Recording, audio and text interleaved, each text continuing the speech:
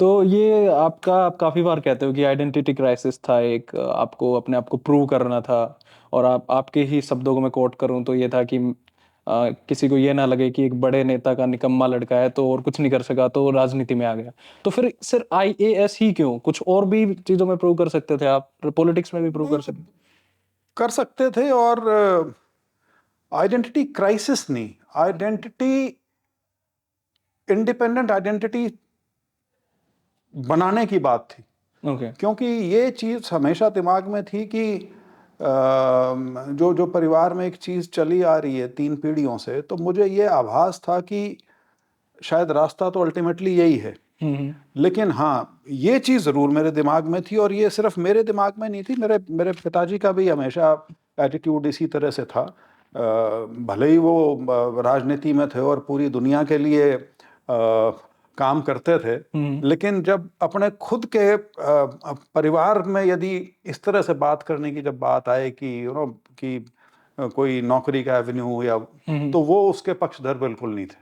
अच्छा, ऐसा था। कि बाकियों के लिए मेरे से कुछ ही करवा लो, लेकिन अच्छा। लेकिन अपने के लिए बात करना उनको, और मेरे को ये चीज़ जल्दी समझ में भी आ गई थी। सॉर्ट ऑफ एम्बैरेसिंग था वो। और ना, एम्बैरेसिंग तो नहीं था, बल्कि आँख खुली, क्योंकि मेरे को भी एक गलतफहमी थी एक एज तक, हम्म। कि शायद ऑटोमेटिकली मैं इसमें आ जाऊंगा। हम्म। लेकिन धीरे धीरे मुझे बात समझ में आनी शुरू हुई कि उनकी जो सोच है वो ठीक है। ओके। और इस बात को फिर मेरी मेरी माँ ने भी मेरे को समझाने की कोशिश की हम्म। कि कहीं तू इस चक्कर में ना रह जाए कि सिर्फ पिताजी के भरोसे ही जिंदगी में आगे बढ़ना है, हम्म। तो तू अपना कोई रास्ता निकाल ले। ये बात है कि जब मैं एमए में आ चुका था, अच्छा। तब जब, क्योंकि ये हुआ कि अब एमए में जब आदमी आ जाता है 23-24 साल की उम्र होनी शुरू हो जाती है। हम्म। और ख़ास तौर पे हमारा वो टाइम था जब एकदम से ये क्रेज़ शुरू हुआ था एमबीएज़ का। ओ। तो मेरे बहुत से बैचमेट्स या दोस्त जो थे वो एमबीए कर रहे थे। अब हम्म। एमबीए करने का मतलब ये है कि आपकी नौकरी तो ऑलमोस्ट अश्योर्ड है। हम्म। तो तो ज़्यादातर मेरे यार दोस्त जो थे वो प्रोफेशनल कोर्सेज में चले गए थे, या तो एमबीए कर रहे थे या लॉ कर रहे थे। क्योंकि मैं आर्ट स्टूडेंट था, तो हमारा जो सर्कल था वो तो आर्ट्स वाला ही था। लेकिन हाँ, ये था कि उनके रास्ते, उनको पता थे क्या करना है। ओके। मैं कॉलेज से ग्रेजुएशन करके उसके बाद आप कह सकते हैं कि सोते सोते जेएनयू का एंट्रेंस ले लिया। एक्सप्लोर कर रहे थे आप अपने आप को। एक्सप्लोर भी नहीं कर रहा था मैंने, एक्सप्लोर तो बहुत बड़ा वर्ड है, मैं कुछ नहीं कर रहा था। मैं बल्कि उसमें था, मझधार में, मुझे यही नहीं पता था करना क्या है। वो तो मेरा एक दोस्त था जिसने हम्म। मेरे को एक दिन कहा कि यार, क्या करना आगे। मैंने कहा मेरे को तो नहीं पता क्या करना आगे। हम्म। तो उसने कहा वो जेएनयू का एंट्रेंस का फॉर्म आया हुआ है। तो इनफैक्ट उसकी वजह से मैंने जेएनयू का एंट्रेंस लिया था। और चलिए, वो हो गया कि जिस तरह से भी हुआ मेरा जेएनयू में। हम्म। और लेकिन ये नहीं था कि मैं जेएनयू में इसलिए गया था कि मुझे एकेडमिक्स परस्यू करनी है। ओके। मुझे कुछ नहीं पता था, सिर्फ ये हम्म। था कि हाँ, बीए खत्म हुई है, हम्म। अगले 2 साल का और रास्ता मिल गया। अच्छा। वो बात दूसरी है कि जेएनयू के जो 2 साल थे, हम्म।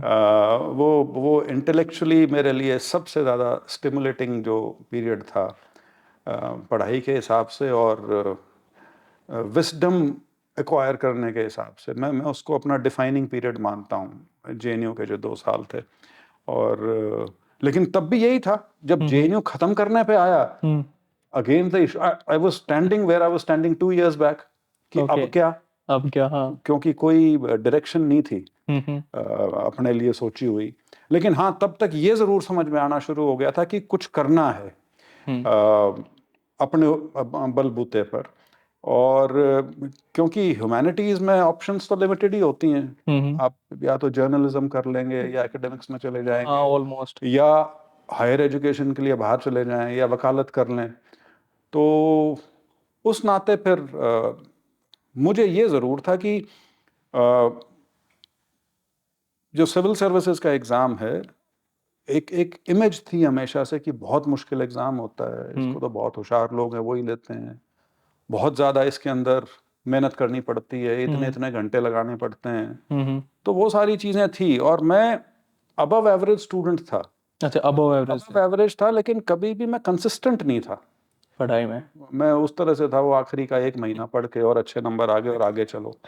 तो कभी मैंने ये सोचा नहीं था कि मैं सिविल सर्विसेज जैसा लंबा एग्ज़ाम हुँ, की कैपेसिटी मेरे में है। हुँ, तो लेकिन ये भी था कि अगर हमारे समाज में किसी चीज़ को सबसे ऊपर माना जाता है, मैं उस बहस में नहीं जाना चाहता कि क्यों क्यों माना माना जाता जाता है? है। हाँ। एक है, हुँ, ख़ास तौर पे जो हमारा रूरल एरिया है, हुँ, हिंटरलैंड जिसको कहते हैं, उसके अंदर आज के दिन भी जो आईएएस की जो नौकरी है, उससे ऊपर कुछ नहीं है। हुँ, अ, वहाँ पैसे की इतनी कदर नहीं है जितनी किस चीज़ की है? सिविल सर्विसेज के एग्ज़ाम की है। तो मुझे ये था कि लेके देखते हैं।